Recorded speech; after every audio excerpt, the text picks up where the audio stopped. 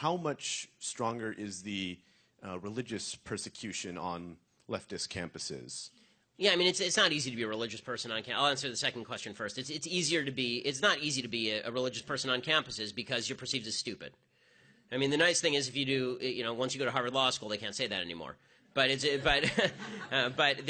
get that a lot, right? It's the idea that you're a dummy for believing in religion. And the truth is, all of Western civilization is based on a Judeo-Christian value system. It hasn't sprung up anywhere else. I mean, there are tons of cultures all over the globe, and none of them have the kind of civilization America does. And America, by the way, is still significantly more religious than Europe, which is not coincidentally one of the reasons why we are significantly more powerful than Europe.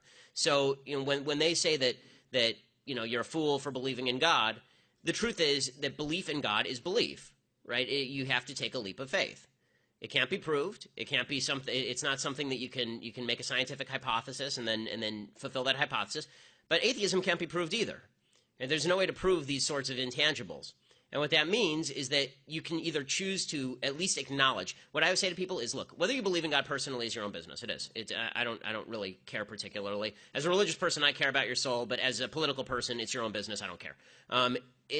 But as a society, when we fail to acknowledge the value of Judeo-Christian religion steeped in the idea that every human being has equal worth under God, you end up very quickly devolving into a socialism that ends up demeaning human beings individually. Because there's never been a place on earth that wasn't like that. The fact is that the collective takes over. People worship. People are made to worship. And we will either worship God or we will worship the state. Or we'll worship ourselves. Right? Those tend to be the three choices. You're either a libertine, or you're a communist, or you're a conservative. Those are sort of the three choices. So I think that when it comes to defending religion, it's easier to defend the system of religion than particular religious belief because we all have different religions, we all have different religious beliefs. Even among Orthodox Jews, there's a lot of diversity. Each individual has their own relationship with God, and you can't argue anybody else into your relationship with God. What you can say is, here is something that is unquestioned and undoubted. Judeo-Christian religion has created the foundation for the greatest civilization in the history of mankind, and ripping away the foundations of that civilization on behalf of a philosophy that really has never built anything without those roots in Judeo-Christian atheism. Modern atheism has its root in Judeo-Christian religion.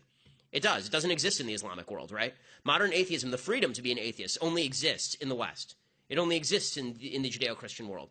The freedoms that the left bases its whole worldview on are within a milieu that was created by a religion it despises. You can't just take a battering ram to the foundations of civilization and hope the superstructure stands. So that's my answer as far as God. All right, hey Ben, my name is Jacob. I know you're a very religious Orthodox Jew. I'm as well a Coptic Christian. And I feel like the aspect of the left is mostly godless, their principles. So I wanted to know how can we merge politics and God back into society? Because I feel recently God over the years been really left out. And I think that's why a lot of the liberal or not liberal left positions have been taking place. So I agree with you that the increasing secularism of the United States is the single best indicator for the rise of the political left in the United States.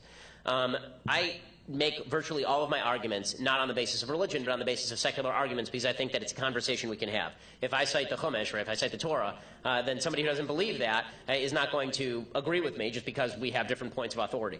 That said, a society that rejects God rejects the fundamental premise of an objective moral standard to which we should all be held accountable. And this is a serious problem. It also, by the way, rejects the logical consequence of rejecting the notion of a God who created us and instilled us with free will. The logical consequence of that notion is that we are basically meaningless balls of meat wandering through the universe. And that this concept comes complete with no form of morality. On what basis? A rights construct has to come from somebody's moral mind. Okay, and if you are just legitimately I'm writing an entire book on it right now. But the idea that the idea of reason does not exist from a scientific materialist perspective. It doesn't. It's just different synapses firing in your brain. The idea of mind itself doesn't really exist from a scientific materialist perspective. Because how do you identify mind? Right? How do you identify an idea? Where does the idea reside?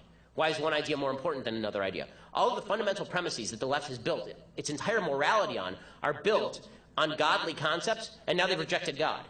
Right? Even the idea of free will doesn't exist in secular materialism. Right? Sam Harris, who I'm going to be debating on some of this stuff actually in about 3 weeks.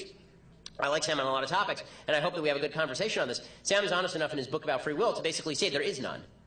To which I ask, okay, so why are we bothering with a debate? Right? Because if we're not actually going to be convincing somebody, or if the convincing was predestined from the beginning of time, then I guess that's a purpose, sort of, but not really. So I agree with you. An increasingly secular society has ripped out the moorings upon which it is based, and eventually secular humanism is going to fall into full-scale collectivism in which the majority drive dominates, and that's a dangerous thing.